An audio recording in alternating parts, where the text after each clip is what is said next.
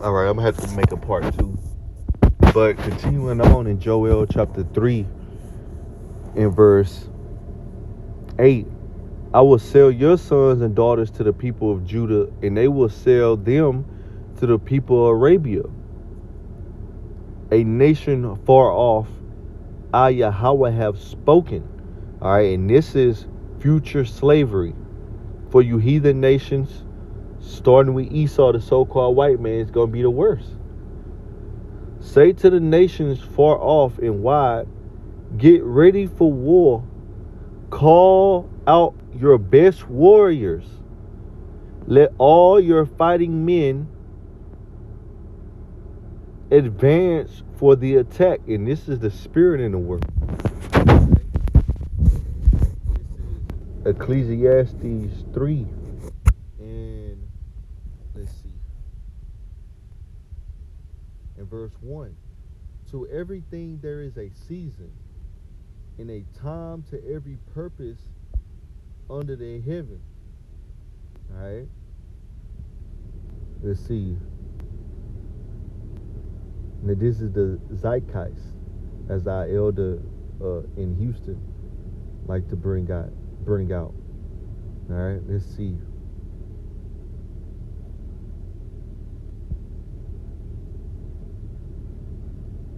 Bear with me.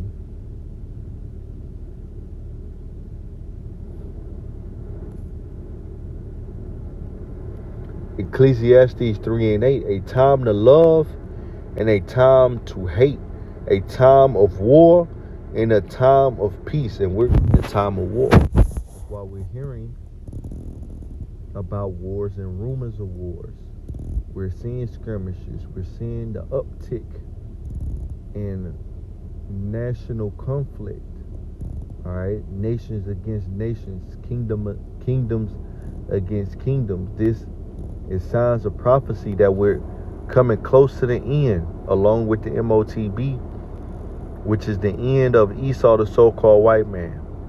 All right, we're in the time of war. This is the war to end all wars, and all the nations are getting prepared. It says, Joel 3 and 10, hammer your plowshares into swords and your pruning hooks into spears. Train even your weaklings to be warriors. All right. So the hammers into plowshares and the pruning hooks into spears, that represents today how these different nations are taking money from their agricultural budget and adding it to their military budget. All right, adding more money to their military, to weapons and defense, and adding less to the agricultural side of their country. Why? Because we're in a time of war. And it says, let the weak say I'm strong. The weaker nations, like North Korea, Iran, now they're boasting. Now they're standing up for themselves. Now they're talking about their nuclear capability, and how if America come at them sideways, they're going to retaliate, as Iran did against the small hats, right? So the weak is saying they're strong because now they have this nuclear capability, and also because they have a big bad father bear, Russia. I guess it's a mother bear. They call it Mother Russia.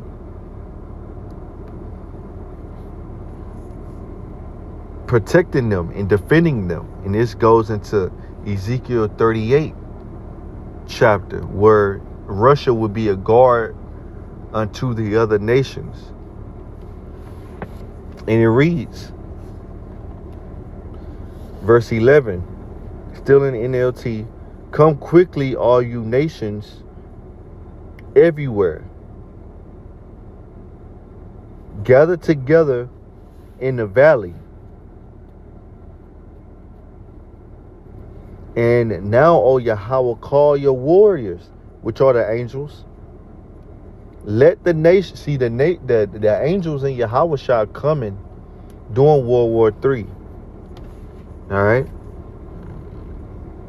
2nd Ezra 13th chapter, Revelation the 19th chapter. Shit, many more. All right. Joel 3:12. Let the nations be called to arms. And the nations are being called to arms. It's wartime. All right. Trump talking about ain't gonna be no war. War 3. Man, please, this man full of lies. All right. Sound like he just trying to put somebody to sleep. It says, let them march to the valley of Jehoshaphat. And this is, that same location that's in Joel the 2nd chapter. There I, Yahweh, will set to pronounce judgment on them all. As it says in the KJV, for there will I sit to judge all the heathen round about. Verse 13, NLT. Swing the sickle, for the harvest is ripe. Come, tread the grapes, for the winepress is full. Meaning it's time. All right, we coming close to that it's time moment. The storage vats are overflowing with the wickedness of these people. See, the last wicked thing Esau has to do, which is going to be, the time where Esau's, the so-called white man's iniquity is fulfilled, is when he established and make mandatory this MOTB. Once that happens, everything, Esau will have fulfilled his role in prophecy. And it's time for him and all these other nations to be destroyed and to take a back seat to the nation of Israel. All right, and that back seat looked like slavery for 1,000 years. And after that, Esau, you're going to be burned, all of you. All right. It says, verse 14, thousands upon thousands are waiting in the valley of decision. And that is the Hebrew meaning for Jehoshaphat. Yahweh Shabbat, Yahweh's decision or his judgment. There, the day of Yahweh will soon come or soon arrive. The sun and the moon will grow dark, and the stars will no longer shine because of the soot, the smoke going up from the nuclear warheads hitting ground zero. Yahweh's voice will roar from Zion and thunder from Jerusalem, and the heavens and the earth shall shake. And what's going to cause that great shaking? Those nuclear warheads. All right. And from Zion and from Jerusalem means in the name, he's doing this to exalt his own name and to defend his people, Israel. But Yahweh will be a refuge to his people, the elect, because the rest of you 2/3 here in America and you wicked Israelites around the world are going to get judged. All right, you're going to be left in this nuclear destruction while the elect is looking down out of the chariots. Revelation the 13th chapter. Revelation the 15th chapter. Verse 17. Then you will know that I, Yahweh, your power, live in Zion. My holy mountain, Jerusalem, will be holy forever. Foreign armies would never conquer her again. All right, Kahala Yahweh Ba'ashem Yahweh. Foreign armies would never conquer us again. All right. never going back into slavery, ruling forever under the second covenant. In that day, the mountains will drop with sweet wine, and the hills will flow with milk. Water will fill the stream beds of Judah, and a fountain will burst forth from Yahweh's temple, watering the arid valleys of Achaeus. All right. And that goes into wisdom, knowledge, and understanding, the law coming from Israel. And we're going to be in abundance in resources. The earth is going to be ours. And it says, but Egypt will become a wasteland. This is America. And Edom will become a wilderness, America. And these Edomites, their kingdom, because they attacked the people of Judah and killed innocent people in their land. You see what you did to the so-called Negroes? You're going to pay for that. And what you did to Jerusalem, you're going to have to pay for that. But Judah will be filled with people forever. All right?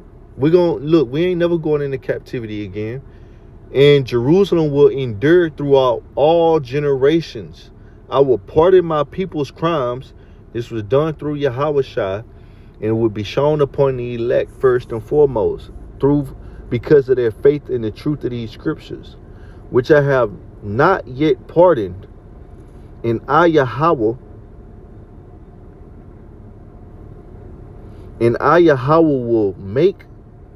will make my home in Jerusalem with my people. You see, salvation comes at the end of the destruction of Esau, Edom, which will happen during World War III. Lord willing, this lesson was edifying, giving all praise, glory, and honor to Yahweh, Ba'ashem, Yahweh Shah, Ba'ashem, Rakakodash, Brakatham, Shalom.